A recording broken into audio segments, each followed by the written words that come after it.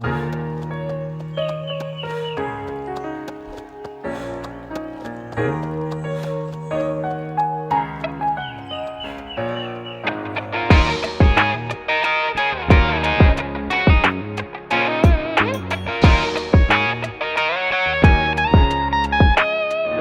monde de la course. Bienvenue au monde de la course pour des nouvelles du monde de la course. Mais sans plus tarder, on va commencer avec les remerciements pour les Patreons. Donc merci Danny Litwin, Yann Pomerleau, Alexandros et Gabriel Côté. Et bien entendu notre Patreon mécène Catherine Gagné. Allez suivre ses vidéos de renforcement musculaire pour coureurs et coureuses sur sa page Facebook CGKIN. Tout d'abord, on commence l'épisode avec une petite correction. On a reçu Véronique Leboeuf qui déjà suscite beaucoup de réactions positives, ne vous inquiétez pas. Beaucoup d'écoute. Oui, Ouais. beaucoup d'écoutes, beaucoup de commentaires sur Facebook et compagnie. Il y avait, pour ceux qui ont déjà vu l'épisode, qui ont regardé une des publications qu'on avait fait, je disais, on voyait une capture d'écran où est-ce qu'on voit mes yeux qui sont très grands ouverts quand elle m'avait dit un entraînement qu'elle faisait.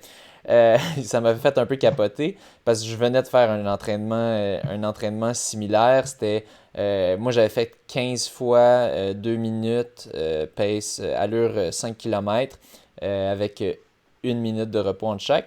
Là, elle disait dans le fond qu'un de ses entraînements par exemple c'était 28 fois 2 minutes effort 5 kg. Je pense qu'elle avait un peu plus de repos, mais moi, en tout cas, c'est que j'étais mort de mon entraînement. Oui, aussi, je l'avais fait sur tapis, donc c'était plus difficile. Je venais de le faire à sec. J'étais très humide parce qu'il faisait chaud dans mon appart, mais ça venait d'arriver. Puis là, elle me raconte ça. Elle me raconte qu'elle en a fait 13 répétitions de plus que moi. Puis là, je capotais un petit peu ma vie. Finalement, son coach, Rino Lagacé, est venu clarifier un peu les choses sur YouTube. Donc, il nous a écrit, juste pour éclairer un petit peu, un petit quelque chose, c'est en fait les 28 répétitions, c'est 90 secondes, donc pas 2 minutes, et c'est allure 15K, pas 5K. Donc, il y a une bonne différence quand même entre une allure 15K et 5K. 5K, en tout cas, à mon niveau, tu es quand même à bloc, puis c'est pas relax du tout. Tandis que 15K, c'est pas relax non plus, mais c'est beaucoup plus... c'est beaucoup moins pire, disons. Là, il précise, la grande majorité des séances pour Véronique sont faites au seuil ou en zone 4, sur un système à 5 zones. Je donne à peu près pas de grosses séances de VO2 max pour Véronique. Ça lui permet de faire du bon volume, c'est ce qu'elle aime. Donc oui, du gros volume, mais à des intensités entre son pace, 10K et demi-marathon. Ça lui convient bien, c'est ce qu'elle aime. Elle a été prise de court un peu avec la question. On aime ça prendre de cours nos invités.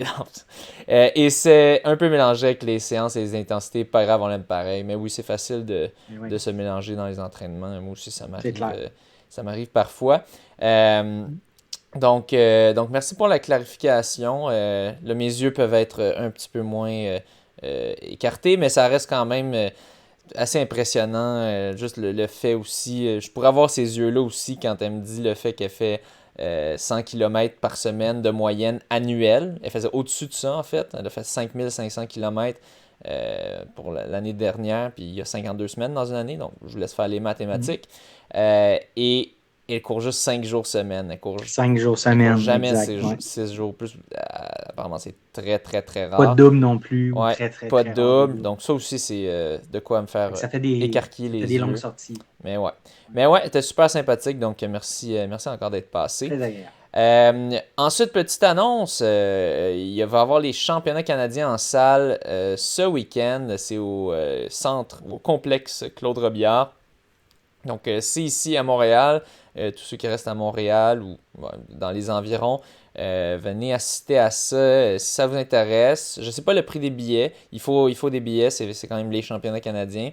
Et je serai annonceur, donc vous entendrez le son de ma douce voix. Il y aura un DJ aussi, donc ça ne sera peut-être pas tout le temps mes sélections musicales, mais vous pourrez bien m'entendre déblatérer. Je vais aussi compétitionner, donc si ça vous tente de me regarder compétitionner, je me suis dit, tant qu'à être là-bas, j'ai comme pas d'excuse de pas m'inscrire un peu. Puis en même temps, ça me fait un petit break d'annoncer. Ça va être quand même des très grosses journées. C'est les plus gros championnats canadiens en salle de toute l'histoire du Canada. Donc, je ferai le 3000 mètres samedi matin. Je sais plus quelle heure exactement, autour de 10-11. Je vérifierai ça demain. Moi, j'ai entre 9 et 10 heures, je pense. Ok, ça se peut. Ouais. Ben, sur le dernier horaire, là, le dernier horaire est sorti hier soir, très tard. Ok. Donc, il faut vérifier parce que l'horaire préliminaire ne tenait pas compte du fait qu'il y a autour de 100 hommes dans le 1500 mètres. Au 3000, il y en a aussi beaucoup. Donc, ça va faire beaucoup de vagues. Ouais, et je suis très chanceux parce que ça, c'est un des gros avantages d'avoir un coach qui est à son affaire puis qui est connecté. Okay?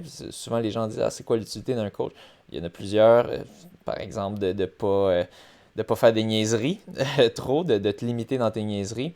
Aussi de donner un guide de base si tu connais rien là-dedans. Mais rendu à mon niveau, c'est plus, oui, en même temps, j'ai besoin un peu de savoir qu'il y a quelqu'un qui va regarder si je fais pas mes affaires. Je sais aussi qu'il y a plein de monde qui peuvent le voir sur Strava, donc ça rajoute au fait. Mais aussi, dans le fond, je m'étais inscrit j'avais inscrit 3,59 pour le 1500 mètres. Puis j'avais aussi mis, je pense, autour de 8,30 ou 8,45 autour de 8,30, je pense, pour le 3000. Mais j'ai pas fait de 3000 ni de 1500 mètres depuis très longtemps. Je pense que ça fait au moins 3-4 ans que j'en ai pas fait.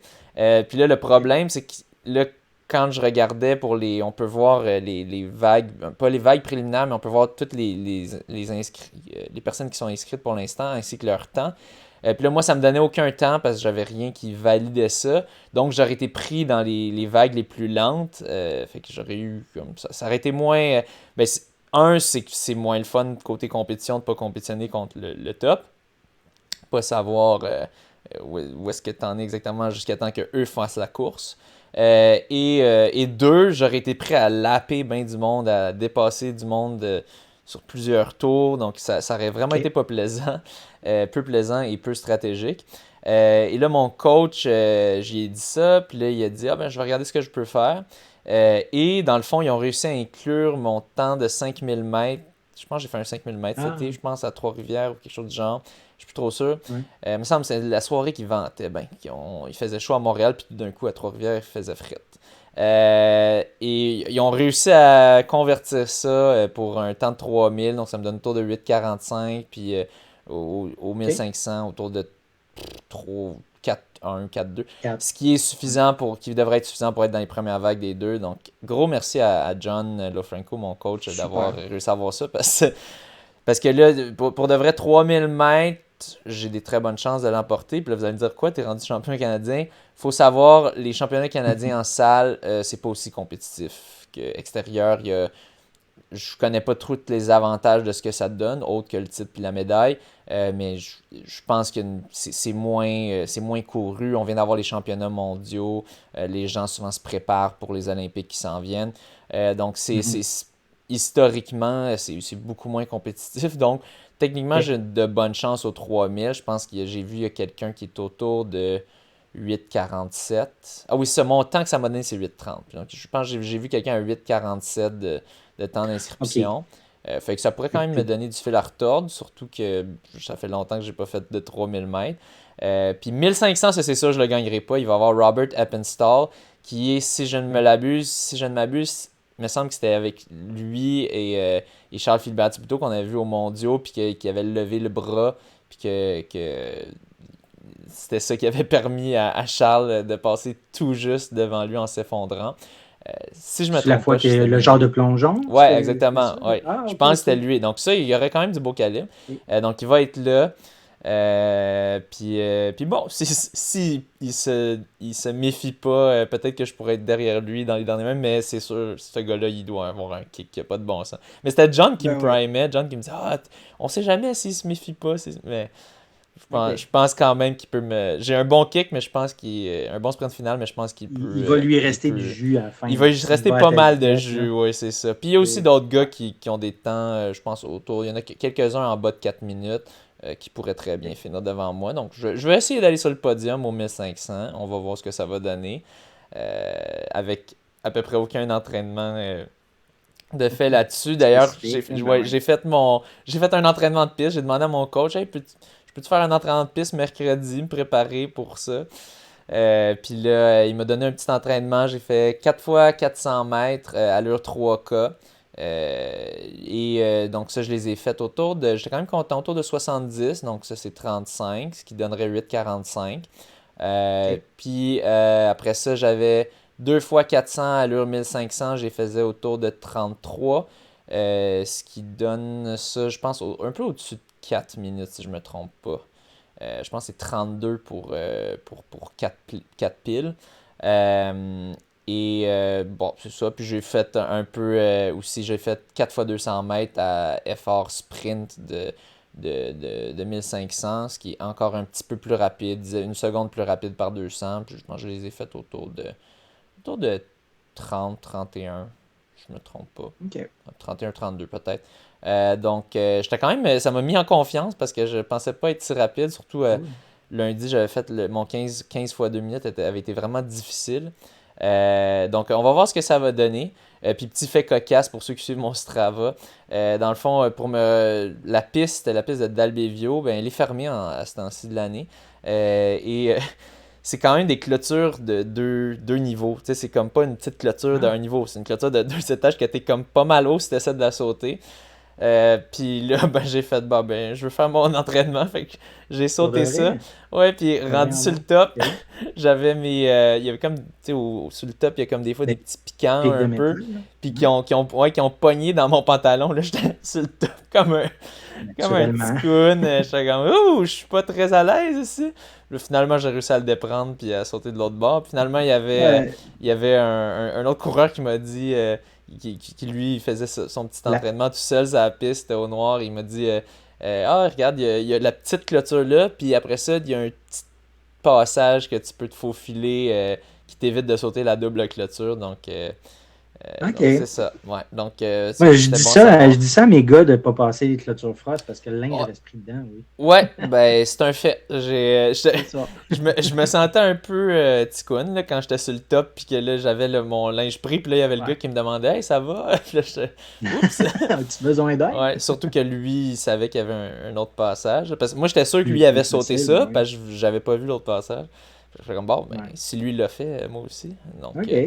Ouais, donc sur ça, venez au championnat canadien. Ça allait pas être très, très compétitif. Ça dépend des épreuves. Plus que les distances sont courtes, j'imagine, plus que les gens peuvent enchaîner les épreuves à ce moment-là. Puis, c'est comme un 1500, tu peux en enchaîner 2 en 2 semaines. Tu fais vraiment des 3000 peut-être? Ouais, peut-être. Peut-être que ça va être un petit peu plus, mais... C'est facile à enchaîner. Ouais, c'est ça. Il y aura quelques Olympiens, il y aura quelques... athlètes qui ont participé au Paname, au NACAC ou autre chose. Ils m'ont donné une liste quand même, mais disons que c'est même pas près de ce qu'on aura pour les essais olympiques à Montréal. Mais as-tu vu des noms de Québécois là, qu'on parle je vais essayer d'aller te retrouver ça. Mais dans le 1500, je pourrais dire, j'ai juste vu Robert Hempensall qui était vraiment de loin plus rapide que tout le monde. Puis après ça, c'était pas des gros noms qu'on parle souvent. Non. Donc, ouais. Donc, attends, je peux te le sortir ici. Donc,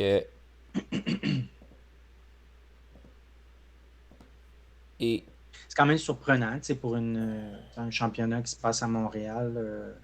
Ouais, c'est vraiment cool. Même sur le 800 ou le 400, non, mais qu'il y ait peu de haut niveau. Ouais, c'est ça. Pour donner une idée, on a Regan Yee, Mark Budzinowski, Grace Tennant. Ces deux-là, c'est lancer du poids. Regan Yee, 3000 mètres steeple aux Olympiques. Ça, c'était des championnats du monde, lancer du poids. Panam, Robert Hempensall, lui qui avait eu la médaille d'argent, exactement. Donc, c'est ça, c'était lui au Panam. Rachel Inc, soit à la perche. Leroy Russell, NACAC U23, médaille de bronze, 800 mètres. Puis, ouais, Robin Bones, soit à la perche. Rachel Inc, soit à la perche. Alexandra Luki, championnat Panam 2022. Et puis on a Ashland Best qui est breveté puis Reagan Yee, encore une fois. Donc, OK. c'est Mais ça. c'est plus des têtes d'affiche canadiennes, là. C'est ça. Ben, il n'y a pas. Mais québécoises. C'est ça. Québécois, T'es pas dans, ça t'es va pas être dans cette local. liste-là. Fait que, Non, mais c'est ça. Ça va, OK. ça va pas On être. aura la surprise pour ceux qui y vont. Ben, c'est ça. C'est ça. Moi, j'ai vérifié. Dans le fond, les billets, c'était 12$ la journée. OK. 12$ le samedi, 12$ le dimanche, mais 17 si tu vas aux deux. C'est 17 pour les deux? 17 pour les deux. Ah, c'est pas si pire. Bon à savoir. Merci de le mentionner. C'est pas si pire. Puis les enfants, c'est-tu gratuit en bas d'un certain ça, je sais pas. C'est pas indiqué, là. OK. Mais je vais essayer de me renseigner. Je sais pas trop comment, par exemple. Il n'y a pas comme de numéro à appeler ou... je sais pas. Je vérifierai. Bon. J'imagine. Peut-être. Ouais. Puis sinon, sur place, vous pouvez toujours acheter des billets là-bas. Mais OK, c'est bon. C'est pas si pire que ça, les coûts. Donc, je vais te laisser. J'enchaîne oui. avec les athlètes du mois de février. Donc, sans surprise, là, il s'agit de Simone Plourde et Charles Philibert-Thibouteau. Donc, Simone qui a signé en février un nouveau record du Québec aux 1500 mètres en salle en 4,06,98 et au 1000 en salle avec un chrono de 4,24,67. C'était dans la même course, là. Il s'agit de la meilleure performance canadienne au 1000 en 2024. Bon, quoique l'année, elle vient de débuter. Elle a également réalisé un record personnel aux 800 mètres en salle durant le mois de février avec un temps de 2 minutes 04,34. Simone s'est aussi qualifiée pour les championnats du monde en salle qui se sont déroulés début mars. Donc, c'était à Glasgow. Je vais y revenir dans quelques minutes. Du côté de Charles, s'est distingué en février avec ses multiples records du Québec aux 1500 mètres, 3,36,53 et au 1000, 3 minutes 53,12. Donc, ça aussi, c'était un 1500, là, un record au 1500 dans son 1000.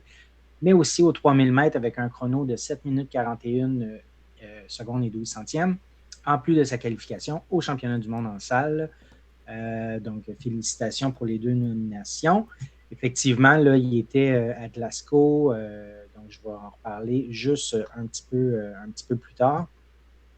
Audrey Leduc, en fait, devait être backup pour Glasgow, mais finalement, elle a remplacé quelqu'un sur le 60 mètres. Donc, elle était la troisième Québécoise à participer à Glasgow.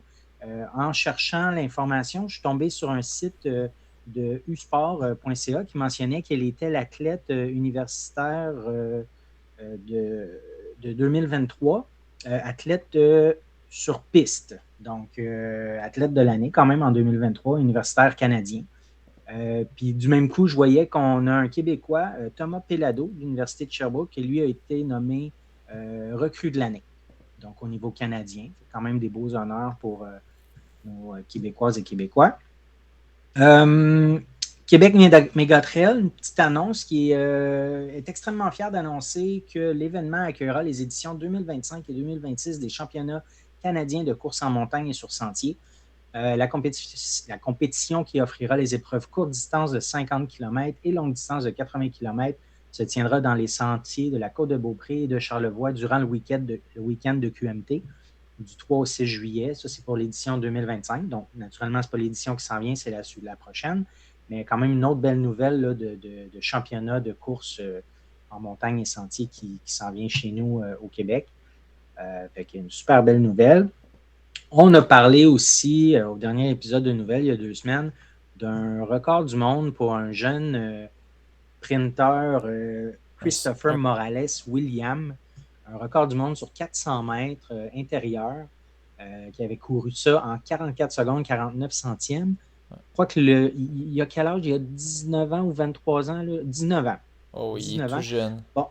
Ouais, malheureusement, je pense que ça s'est emballé un peu vite au niveau des médias, là, parce que le record, il ne pouvait pas être ratifié.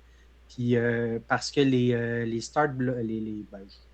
blocs de départ qui avaient été choisis d'être mis, il y avait eu une décision de dire on va mettre des blocs qui ne sont pas électroniques. Il y avait une décision. Attends, il y avait une décision, c'est que pour toutes les compétitions de ce niveau-là, il n'y en a pas. Okay. Ils ne sont pas électroniques. Des blocs électroniques, c'est cher. C'est complexe, puis c'est plus utilisé dans des événements mondiaux vraiment de haute envergure où est-ce qu'on s'attend en général à ce qu'il y ait une possibilité de record battu, ou en tout cas, du moins des événements de très haut niveau. Puis ça, c'était une compétition universitaire, si je ne me trompe pas.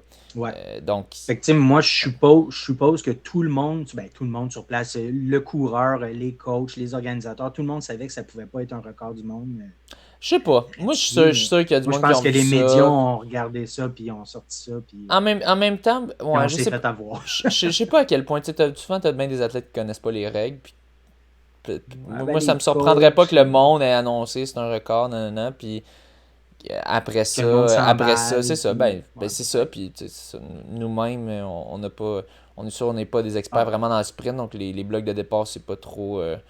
D'habitude, on n'y pense pas trop. Mais c'est quand même fou, hein, pensez bien, c'est plate pour ceux qui font ces distances-là que ça prend ben oui. absolument ça pour avoir un record du monde. Donc à la place, ça va être un world best, un meilleur du monde, mais pas record du monde. Parce que c'est ça, il fallait que ce soit vraiment des blocs de départ électroniques. Pourquoi électronique? Parce que maintenant, ils mesurent la pression. À quel moment est-ce que le sprinter met de Ah la oui, c'est vrai. pression?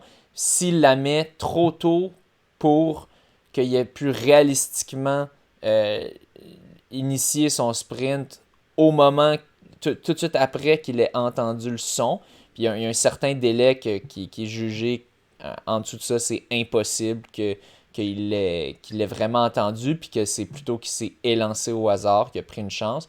Alors, il serait disqualifié. Là, c'est impossible de le savoir si tu n'as pas des blocs électroniques qui respectent certains critères qui peuvent sentir la pression. Puis c'était pas le cas dans ceux-ci, ou du moins peut-être qu'il y avait un problème. Ben, en tout cas, ce n'est pas le cas à ce niveau-là. Donc, c'est Non. pour ça que c'est pas Puis, ratifié. Il y avait un cas à l'époque, je ne sais plus dans quelles années, mais je pense que c'était un sprinter allemand il, il avait plein de records, il gagnait plein de compétitions, mais à chaque fois, presque, il faisait un faux départ à son premier départ. ah oui, Puis, ouais, oui, oui, ça me dit quelque chose, ouais, ça. Je me puis, demande si on n'en avait pas parlé ouais. il y a bien longtemps. Puis Trois ans. pourquoi? C'est parce qu'il il prenait un Prenait guess. une Il chance. s'essayait à Ouais, chaque c'est ça. fois, il essayait de. Puis ça fait une différence au sprint, aux Ben 100 oui. mètres, 60 mètres, aux Ouais. 200 mètres. C'est sûr, 400 mètres, ça fait vraiment moins de différence, mais bon,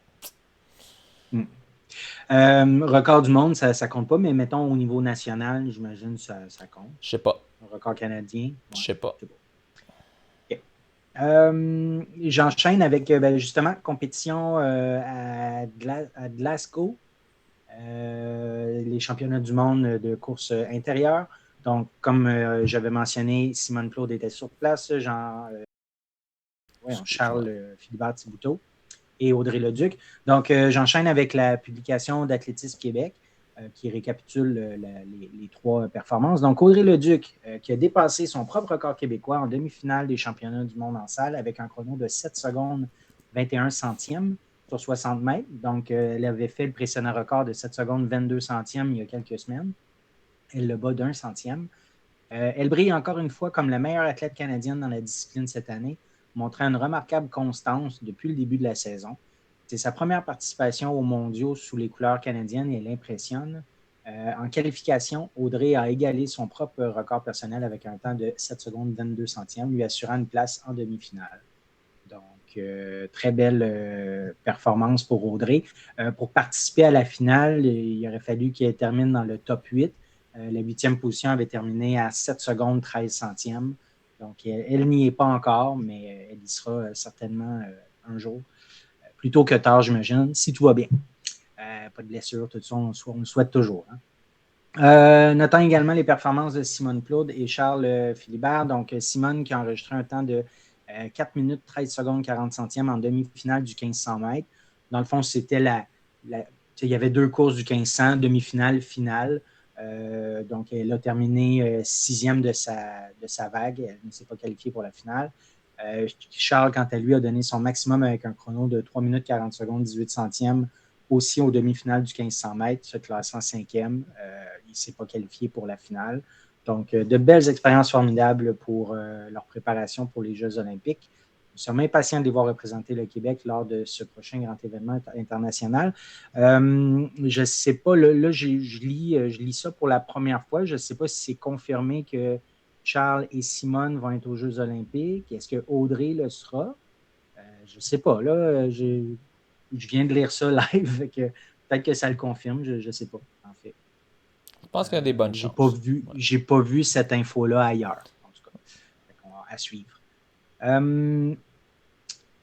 Et on a eu quand même, j'ai été surpris, une course que je ne connaissais pas, là, des courses trail, sa planète, il y en a des milliers, mais j'ai été surpris parce qu'on a eu plusieurs Québécois qui s'est rendus au Nicaragua aller faire la course, la Fuego y Agua à Santo Domingo. Là, j'ai vérifié sur Google Maps, c'est vraiment hot, c'est sur une île dans le Grand Lac Nicaragua.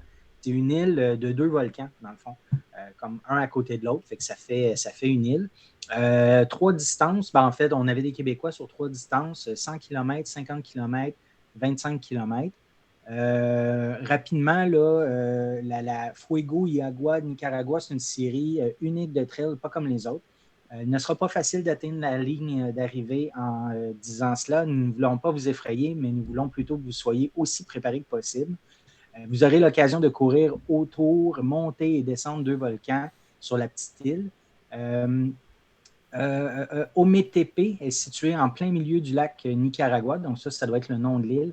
Il y a tout ce qu'il faut pour vivre une course épique. Le terrain comprend un sentier de terre, une plage de sable, une route pavée, un sentier à voie unique très technique, single trail, un réseau chaotique d'arbres et de sentiers en voie de disparition. Single track, tu veux dire? Oui, parce que c'était écrit un sentier à voie unique très technique, donc j'ai traduit avec un single track technique. Là. Un réseau chaotique d'arbres, un sentier en voie de disparition et de la boue, beaucoup de boue, puis l'ascension et descente des volcans. Donc, ça devait être vraiment cool. Aux 100 km, il y a eu Julien Yamba Gwimbi, qui est de Stoneham, qui a terminé 2e. Je n'avais pas ouvert les résultats. Donc, c'est un 6000 mètres de dénivelé pour le 100 kg en 20h37. Le gagnant, il a couru en 20h05. Donc, très cool, 2e place. Sur le 50 km, Stéphanie Gaudreau, j'ai vu qu'elle était une coach de Tout Point Trail. Donc, Stéphanie a terminé le 50 km en 2e position en 16h49. La première position, c'était en 15h50. Sébastien Brien de Saint-Cyril de Wendover, au 50 kg, il a terminé 3e. Lui, il a terminé en 9h41. Ça a été gagné en 9h05. Puis finalement, sur le 25 km, Caroline Godon, qui est de Terrebonne, et Marie-Renée Chouinard de Matane. Donc, c'est deux anciennes coéquipières qui étaient dans Team Hébert, qui sont dans Team Hébert. En fait, c'est moi qui ne l'ai plus, là, vu que j'ai été blessé. J'ai sorti j'ai pu coacher par Carl, mais c'est ça, fait Caroline et Marie-Renée qui sont coachées par Carl, ils ont terminé 1e et 2e du 25 km. En fait, ils l'ont fait ensemble. Donc, 1re et 2e fille en 4h57 pour faire un 25 kg. Donc, ça ne devait pas être facile. Là. Grosso modo, 25 kg en 5 heures, c'est 5 km/h. Là. Effectivement, le gagnant homme l'a fait en 4h09. On s'entend que ça ne doit pas être simple comme parcours. Donc, c'est ça. Ensuite, le marathon de Tokyo qui a eu lieu le week-end dernier. Kipchoge qui était sur ce marathon, qui avait quand même des grosses attentes. Je vais nommer le top 3 des hommes et des femmes avant. Donc, ça a été remporté par Benson Kipruto, un Kenyan, en 2h02.16, suivi de Timothée Kiplaga, Kenyan, en 2h02.55, et Vincent Kipkemoy, Kenyan, en 2h04.18.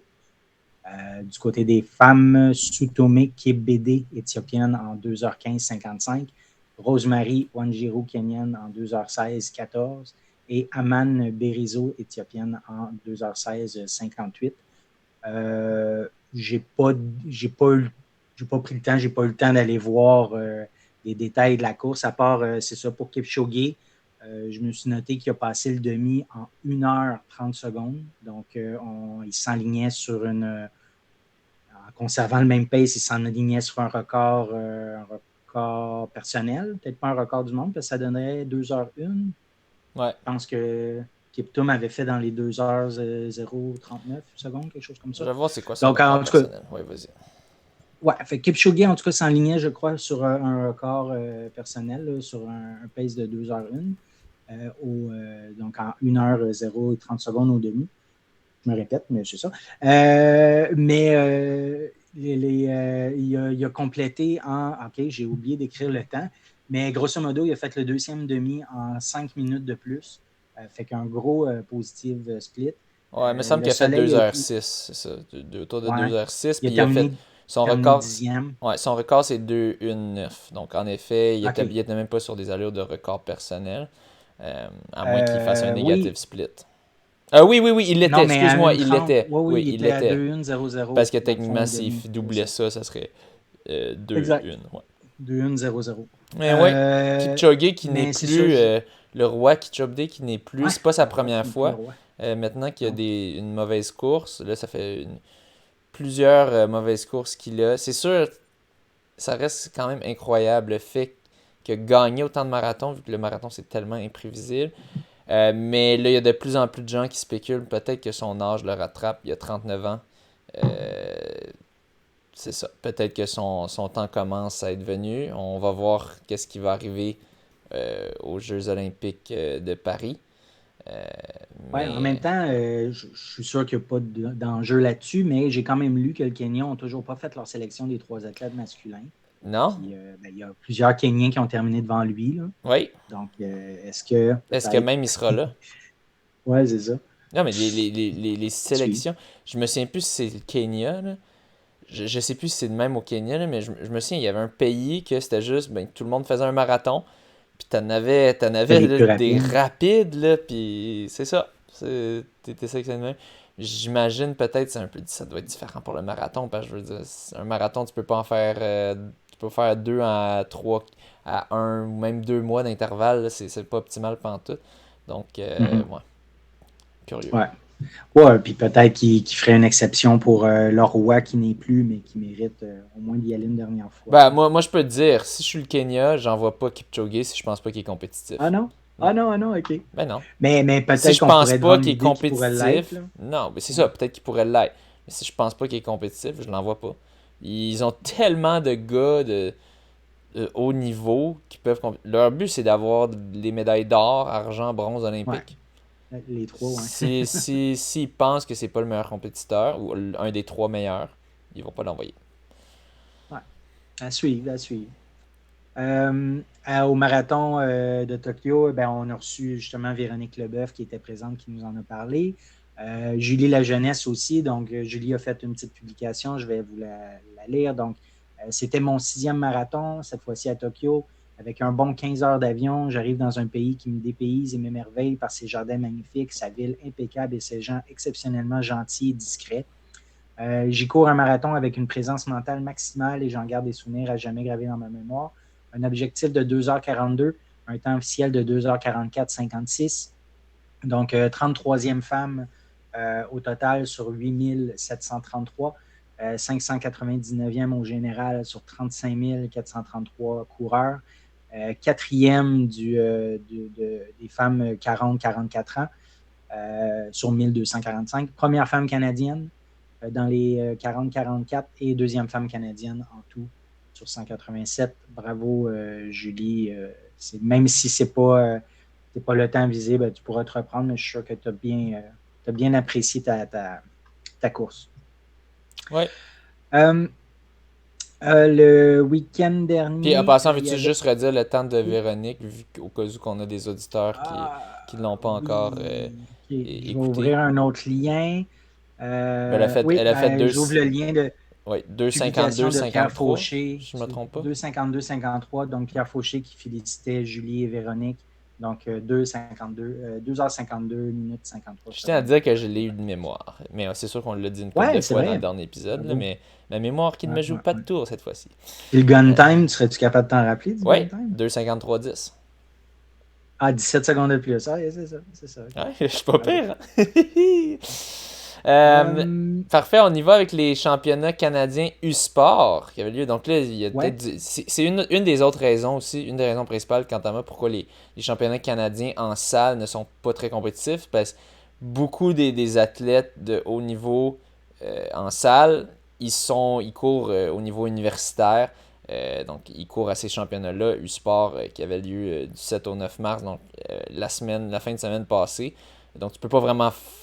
Ça se pourrait se le faire les deux, mais ça serait quand même intense, là, une semaine d'intervalle. Donc, vite fait, juste le classement par équipe. Du côté des hommes, on a le Rouge et Or de l'Université Laval qui a fini 3e au classement des points, 56,5. Les Bisons du Manitoba, 2e. Et les Griffons de Guelph, 1er, en 89,5.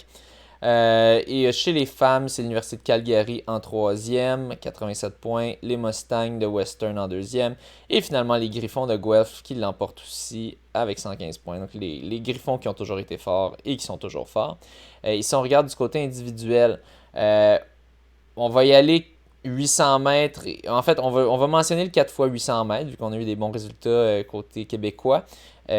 Puis après ça, on va y aller tout de suite. Bon, puis peut-être je dis bon, puis qu'il y avait quelque chose de correct au niveau québécois. Bon, on a l'Université Laval chez les hommes qui a terminé 6e au 4 x 800 au relais. Si tu veux, il y a un article résumé là, d'Athlétisme Québec sur le week-end. Est-ce que tu as mieux j'y aille avec la lecture de ça? Non, je vais être capable. Je vais bien faire ça. Puis Ouais, tu me diras parfait. si je manque de quoi qui est affreux. En même Je temps, vais on va essayer de garder voir au l'emphase. fur et à mesure. On va regarder l'emphase sur le longue distance, mais si en effet, je pense qu'on a peut-être certaines athlètes plus courte distance qu'il faudrait mentionner. Donc, garde un œil en particulier sur le plus courte distance. Donc, au 4 x 800, on a Sabrina Lavigne, Camille Boudreau, Catherine Beauchemin et Emma Dagenet pour l'Université Laval qui sont allés chercher la deuxième position, médaille d'argent. C'était quand même serré, 8,46,3 versus 8,45,6 pour les gagnantes de Saskatchewan. C'est serré pour un 4 x 800 mètres. Un 4 x 800 mètres, d'habitude, c'est beaucoup plus... les différences sont beaucoup plus grandes, normalement. Ensuite, si on regarde côté 3000 mètres, chez les hommes, c'était toute une course, je l'ai regardé. On a Jean-Simon, au début, on avait Philippe Monod-Cartier qui a mené le bal. Jean-Simon Desgagnés ensuite qui a pris les devants. Puis là, ça s'est échangé entre Jean-Simon Desgagnés et Philippe Monod-Cartier. Et finalement, là, Jean-Simon Desgagnés a commencé à se détacher. Je me souviens plus trop, mais peut-être à 1500-2000 mètres.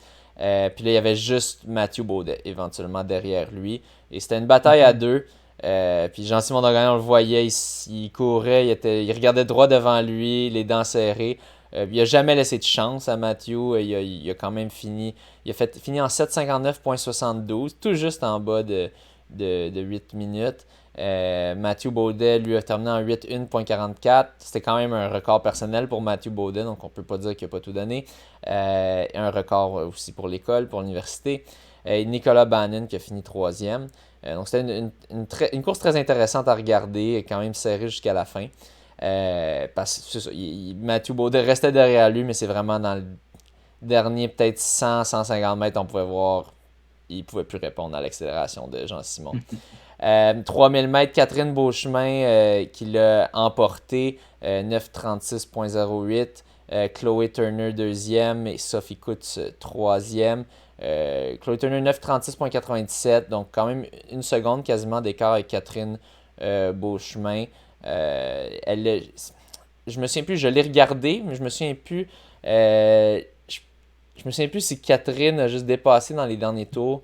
Ma mémoire me joue des tours à l'instant. Je pense que j'ai regardé le 3000 mètres féminin, puis tout de suite après, j'ai regardé le masculin. Puis on dirait que ça a comme fait le 3000.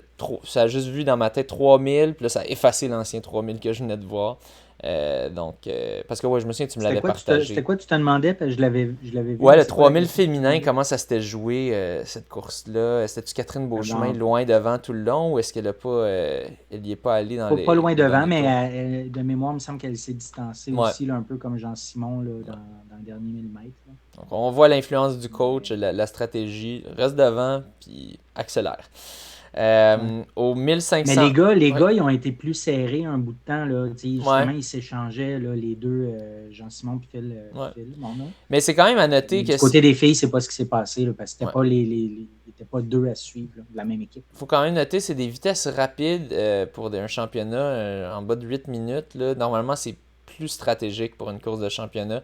Donc, c'est quand même noté Laval, l'Université Laval, que je pense qu'ils ont pris la décision que ça soit pas relax, justement. Puis c'est ça. Puis Philippe Morneau-Cartier, lui, qui a couru un record de saison quand même. Donc, c'est ça. Ils voulaient que ça aille vite, là, du côté masculin du moins.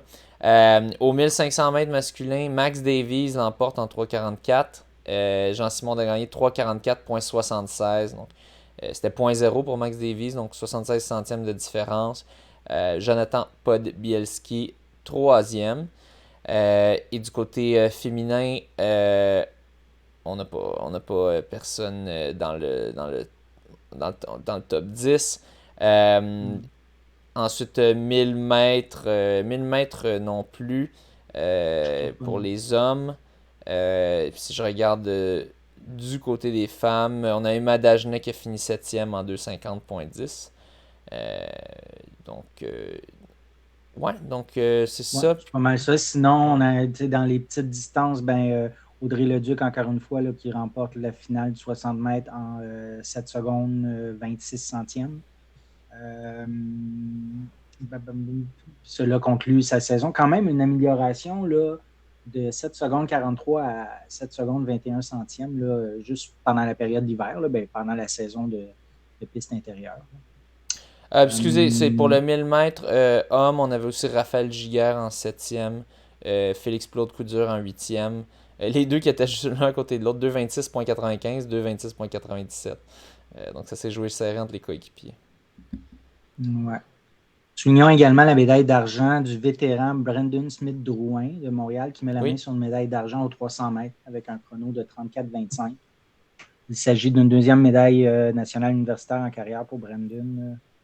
Donc, ouais. Il avait gagné là, aussi l'argent en 300 mètres en 2018. Ouais. Super. Je te laisse aller. On avait le 15 km des Pichoux auquel j'aurais bien aimé prendre part, mais j'étais malheureusement sous le soleil du Mexique. Ouais, malheureusement. Ouais, pendant qu'eux, ils se gelaient Au moins, il n'y avait pas de neige. Dans un C'est vent. quand même... Non, Mais ça a l'air qu'il y avait pas un de pluie. vent... Une chance qu'il n'y avait pas de pluie. Ouais, mais ça a l'air qu'il y avait un vent de face de fou à cette course-là. Puis normalement, c'est un vent d'eau, mais c'est ça. Si ça tombe à être un vent de face, c'est 15 km de vent de face tout le long. Donc, même si c'est un peu descendant, pas pire descendant, c'est quand même pas le fun, un vent de face c'est clair. pendant toute la course. Et c'est ce qu'ils ont eu. Donc, je te laisse aller. Ouais. Mais ça a donné quand même place à une course assez surprenante puis enlevante, je crois. Ouais, résultat surprenant du côté des hommes. Là, surprenant, j'ai avec la publication. Une chance, j'ai pas parié d'argent sur celle-là. Parce que... Non, mais c'est très surprenant. Je veux dire, on a Senneville qui était là. Je veux dire, Senneville était là, Fafard était pas là.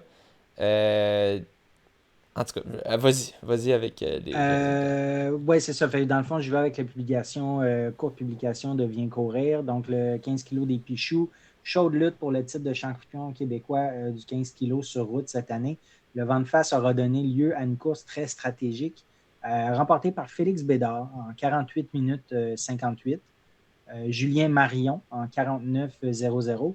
Je pense que Thomas, il était dans les 44. Le record là, de la course, c'est dans les 44 minutes. Là, on est à 5 minutes de plus. Ouais.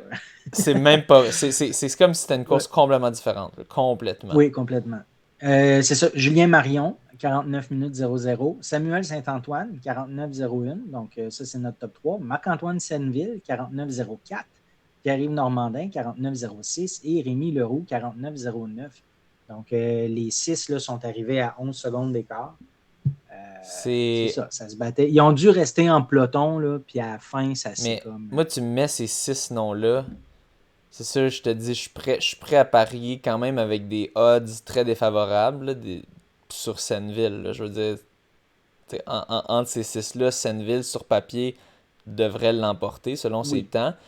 Félix Bédard. Les autres, moi, ouais. je ne saurais pas comment les placer. Personnellement, par exemple, les autres, moi, je ne saurais pas. Ben, Félix Bédard, je sais qu'il y en a dans le ventre parce qu'il m'a joué un tour, moi aussi, au 5 km Mont-Saint-Hilaire. Ok. C'est lui qui l'avait remporté, qui avait Ah, réussi ok, à nous ok. passer. Il était parti plus loin derrière, puis finalement, il a profité du fait qu'on était Ah, parti un petit peu vite, puis c'est lui qui l'avait emporté. Euh, ok. et Je me rappelais pas de ça. donc, c'est Cool. ça, il est quand même en bonne forme, faut le croire. Et il est capable de jouer des tours. Ouais, c'est un athlète qui sait jouer des tours, on va le dire. C'est un C'est petit cool. lutin coquin. C'est le Euh, fun parce qu'on le reçoit lundi. Tu as oui, organisé ça. Fait on va l'avoir à l'émission lundi. Fait que oui. ça va être drôle que tu dises ça. Là. Ouais, je vais te dire salut Que mon tu petit lui lutin dises ça. coquin. Comment a commencé ton. Non, non, on va pas commencer ça de même. Mais vraiment, il joue des tours. Il aime ça jouer des tours. Puis on aime ça. C'est divertissant, c'est Ah oui. intéressant. C'est toujours intéressant quand on brouille les J'aurais cartes. aimé ça assister à cette Ouais, course-là. ouais. Euh, puis c'est ça. Samuel Saint-Antoine aussi, je savais, tu sais, je suis pas mal sûr qu'il avait fini devant moi aux 10 km de Longueuil.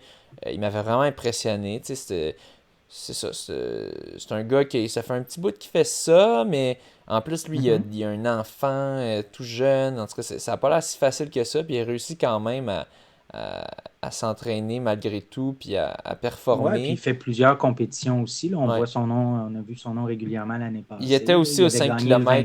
km du Mont-Saint-Hilaire. Puis je me souviens, Ouais, il était resté avec nous pendant un petit bout. Finalement, il a dû il était finir à 3 4 Tremblant e là. aussi. Ouais, Il était à Tremblant aussi sur le demi. Il était au ouais. demi de Saint-Jean aussi en avril l'année passée. Donc, ouais.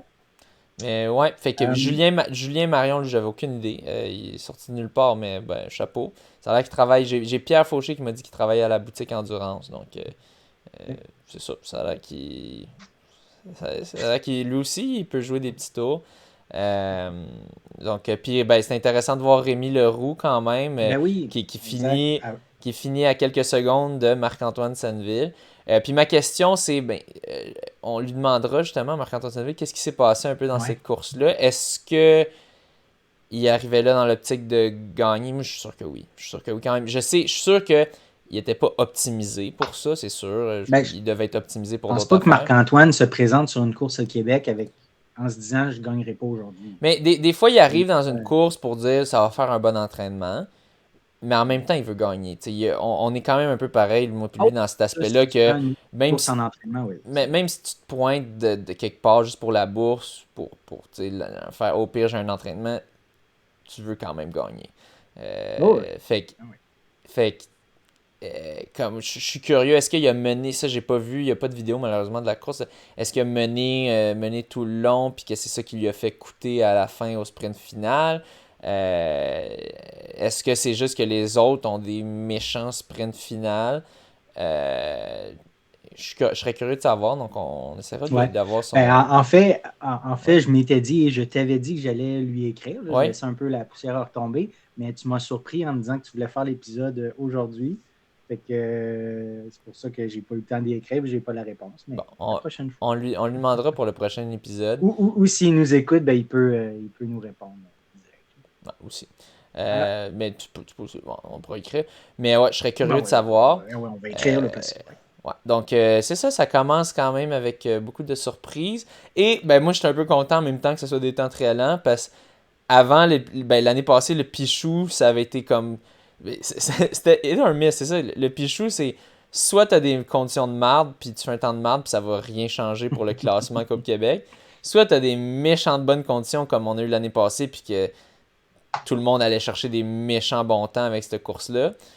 Puis là, cette année, je pense personne ils vont utiliser cette la performance de personne va utiliser pour leur classement, à moins qu'ils fassent juste 3 compétitions pour cela, parce que ça va être tellement médiocre. En fait, ça va forcer un peu les gens à faire au moins plus 4. que 3. Ouais, à en faire En plus faire que 4. 3 pour enlever cette compétition-là, vu que les temps sont très lents. Mais ouais, j'imagine à regarder cette gang-là, j'ai l'impression que c'est une gang qui fait qu'on compte quand même faire plusieurs courses de la Coupe Québec. Je sais que Marc-Antoine Senneville, il m'a demandé ce que je pense du marathon de Rimouski. Je sais qu'il ziote. OK. Là, j'ai essayé de convaincre que non, mais en fait, c'est pas ça. Là, c'est que il m'a demandé est-ce que c'est rapide, est-ce que je peux faire un temps rapide. J'ai dit honnêtement, je pense pas parce que t'as le vent, même quand ils vendent pas, ils vendent un peu. Ils vendent toujours un peu. C'est ça. C'est plat. Ça, c'est plat. On peut pas le. Mais le fait, ce problème-là, si peu de foule, bon, ça dépend d'une personne à l'autre, mais tu sais, quand t'es rendu loin, il n'y a pas beaucoup de monde. Donc, mais c'est surtout le vent. C'est le fait du vent. S'il y a beaucoup de vent, ben oublie ça. Puis s'il y a un peu de vent, mais un peu de vent pour Rimouski, c'est quand même pas pire de vent. J'ai dit ça. On va voir qu'est-ce qu'il va faire. C'est pendant 21 km aussi, hein, Ouais. soit à l'aller, soit au retour. C'est ça. Au moins, tu l'as dans le dos à l'aller, c'est sûr. Mais c'est comme le moment que tu en as le moins de besoin, en fait. En fait, c'est vraiment... Ouais, parce que plus souvent, il vient de l'ouest. Fait que dans le fond, c'est quand tu reviens que tu l'as dans le face. Ouais. Puis c'est plus utile.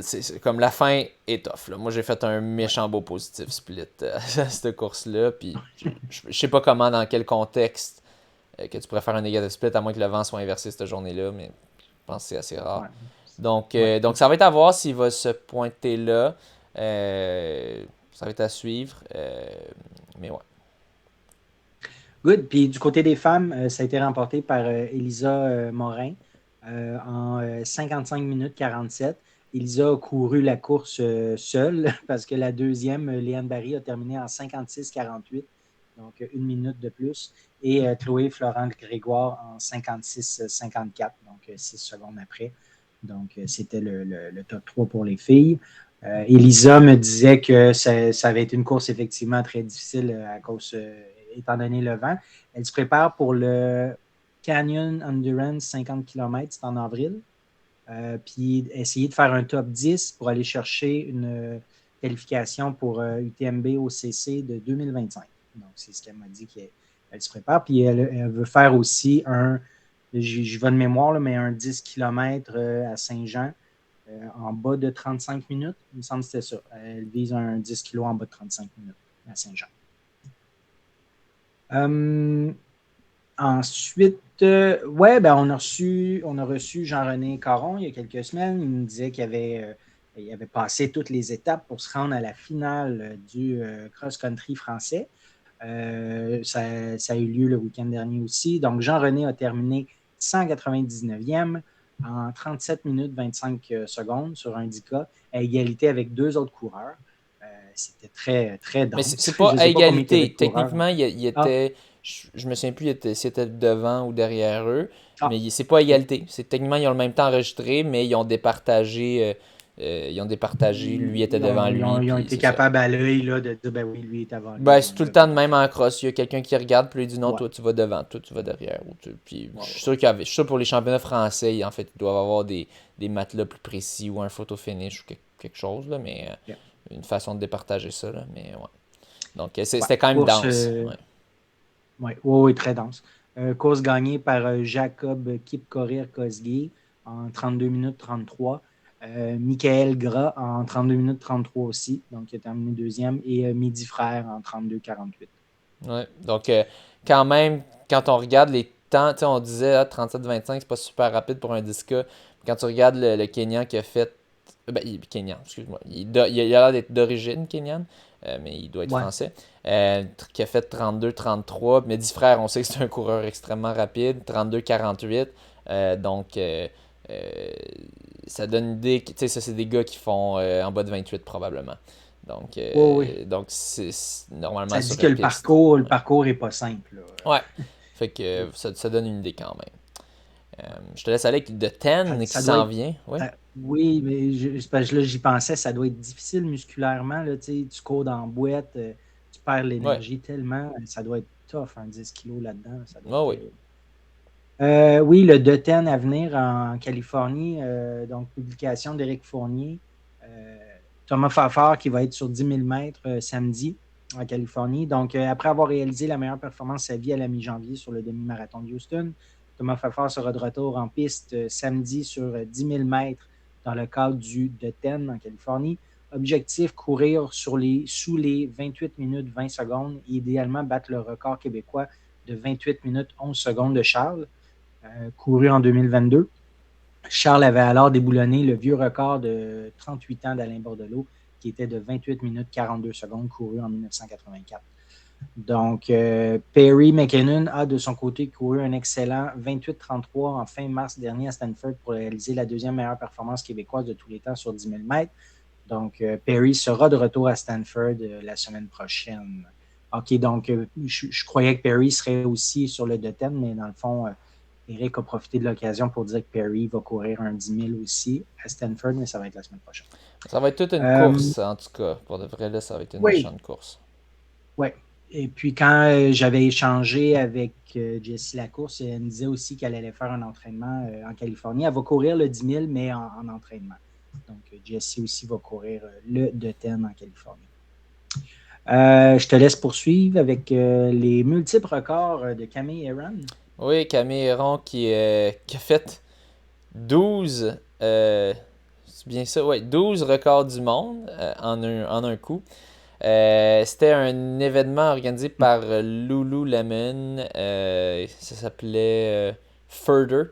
Et il y avait 9 autres compétitrices de haut niveau de l'ultra, des coureuses d'ultra. Donc, c'était 6 jours, une course de 6 jours. C'était comme une espèce de loop, pas une si grosse loop, là, j'arrive pas, si tu peux chercher dans l'article, là, je ne trouve pas dans ma tête. Mais dans le fond, les 12 records qu'elle a battus. Le record de 300 000. Ouais, une loupe de 4,1 km. Ouais. Donc, c'est quand même bon pour les spectateurs. Ouais, c'est pas pire pour les spectateurs, au moins. Fait que, record du monde de 300 miles, de 400 miles, de 500 miles, de 500K, 600K, 700K, 800K, 900K. Record du monde de 3 jours, record du monde de 4 jours, record du monde de 5 jours, record du monde de 6 jours. Celui qu'on parle le plus, c'est le record du monde de 6 jours parce que c'est l'objectif. Elle a couru un petit peu plus que 900 km en ces 6 jours. Pour être plus précis, 901,76. Donc, c'est sûr qu'il y a des records là-dedans que c'est pas nécessairement, je sais pas, le 700K. Le record du monde de 700K, je pense pas que c'est le plus couru. Mais bref, c'est juste pour donner une idée de son calibre, juste de faire en bas quasiment 1000 km en 6 jours, c'est quelque chose. C'est assez impressionnant. T'sais. Moi, je capote quand en 5 jours, t'as Véronique Leboeuf qui fait au-dessus de 100K. Là, je sais que ça, c'est en entraînement, là, c'est pas l'objectif. Mais ça donne une idée là, de ce que son corps à Camille Herron est capable de prendre. C'est assez débile. 150,3 km à chaque jour pendant 6 jours. 220 tours au total. Fait que, ouais, assez débile. Ensuite, on a Femke Bol qui est allé rechercher un 3e record du monde. C'est quoi le temps? Peux-tu aller me sortir? Ouais. Femke Bol qui est des Pays-Bas. Je vais essayer de le retrouver. Ouais, une coureuse des Pays-Bas qui c'est ça. Elle n'arrête pas de battre son propre record du monde, si je ne me trompe pas, sur 400 mètres. Moi, je pense que c'est la 3e fois là, cette année. Oui, c'est ça qu'on a noté. 49 secondes, 17 centièmes, établi le 2 mars. Ouais. Bon, là, je voulais partager ça parce que j'étais tombé sur ça par hasard sur Internet, même pas en suivant un compte d'athlétisme. Dans le fond, c'est son interview, une interview après course, que sonne vraiment comme Mickey Mouse. Puis là, c'est pas sa voix normale, donc inquiétez-vous pas, je me moque pas de la voix de la personne. Je ne montrerai pas cette vidéo-là si c'était sa vraie voix, parce que c'est chiant de rire des voix des personnes, mais c'est plus parce qu'elle était vraiment hors de souffle à la fin de la course, puis ils l'ont vraiment pris tout de suite après. Donc ça donne un drôle de résultat. Donc ceux qui regardent en vidéo, vous allez pouvoir le voir. Je vais vous partager ça à l'écran. Donc allons-y. When you're putting your mind to it, you know exactly what to do indoors. How was that for you? Oh, it was amazing. I mean, it was such a strong race. We were all running so fast, multiple running in the 50s, so I knew I had to go out fast. I had Lika in front of me, so I wanted to be in front, and I could hear how brave she was behind me, so I was like, okay, this is good, now we keep going, and this crowd is so amazing. Donc, c'était ça. J'avais juste trouvé ça cocasse. C'est ça. pour ceux que vous l'avez aussi entendu en audio. Donc, c'était moi, j'étais allé comique. écouter une autre entrevue, Ouais. je me disais, écoute, ça se peut pas, puis non, tu écoutes une autre interview, C'est ça. tu as une voix tout à fait normale. Dans une autre entrevue, on peut entendre sa voix régulière. Là. Je vais juste faire entendre un petit peu. Là, 400 meter champ mask. Well, that's a secret. donc, Just like to make it look. je vous ai fait entendre un petit peu en audio. C'est pas super. Là. Une voix aiguë, oui, mais pas à la Mickey Mouse là, dans la vraie vie. Mais c'est ça. C'était cocasse comme petit bout. Donc, je te laisse aller. J'enchaîne avec une publication de Ronix qui parle de Kenenisa Bekele. Donc, 4 mois après avoir battu le record du monde de 40 ans et plus du marathon sur marathon en 2h4-19 à Valence, le roi Kenenisa Bekele sera au départ du marathon de Londres le 21 avril 2024. Objectif ultime, être sur le podium pour assurer sa place aux Jeux olympiques de Paris avec l'Éthiopie. À 41 ans, c'est le plus gros défi de sa longue carrière. Donc, ce serait très hot, quand même à 41 ans de se classer pour les Jeux. Oui, je vais avec le prochain. OK. On a un ancien coach de NCAA, ancien parce qu'il a été destitué, qui va faire 5 ans de prison pour avoir truqué des athlètes pour lui envoyer des photos nues. C'est un ancien athlète lui-même de cette université-là, si je ne me trompe pas. Steve Waite. Donc, c'était à la Northeastern University. Il était aussi coach à Penn State University. Penn State, on a plusieurs athlètes québécois là-bas. Et l'Université du Tennessee. Dans le fond, comment il opérait, c'est qu'il prenait tout d'abord les comptes, il prenait les téléphones des personnes, de ces athlètes pour dire qu'il voulait les filmer. Puis là, il regardait dans leur compte. Puis là, après ça, il se faisait des faux comptes. Puis il disait qu'il avait trouvé des photos compromettantes de ces personnes-là, de ces filles-là en ligne.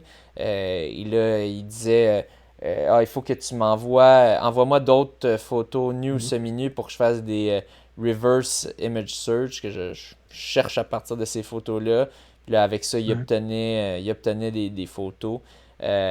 Donc, finalement, il y a eu plus de 50 victimes.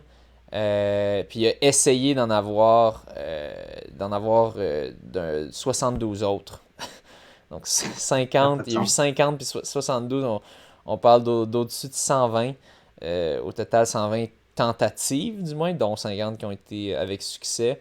Donc, au moins il s'est fait prendre, mais assez affreux. On peut voir des débordements de coachs qui peuvent avoir lieu. Ça, c'en est un exemple. Donc, ouais, si jamais ton coach te demande ton cell pour te filmer, dis-lui de prendre son cell à lui. Là, c'est pas pour mettre le blâme ses athlètes, non, pas du tout. Là, c'est pas de leur faute pantoute.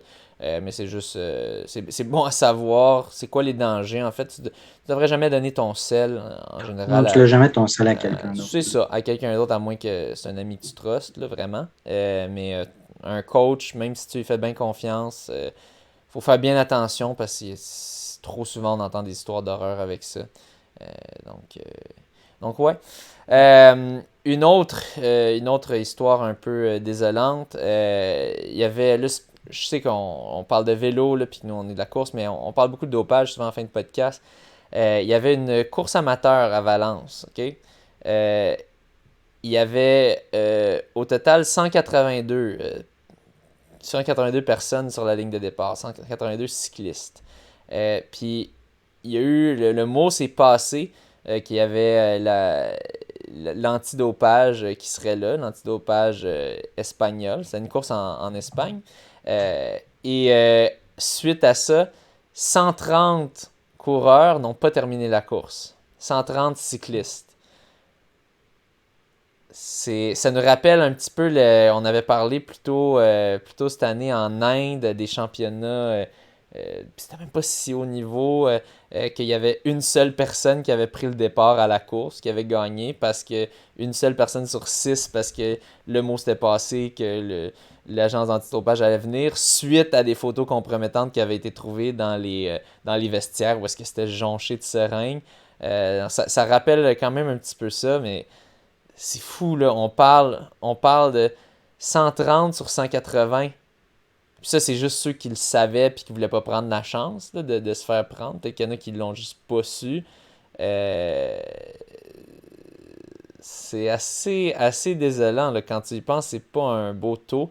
Est-ce qu'il y a plus de dopage au niveau amateur? Bonne question. Est-ce qu'il y en a plus chez les cyclistes? Je pense que oui. En même temps, on va voir des cas de dopage, un autre cas de dopage bientôt chez des coureurs.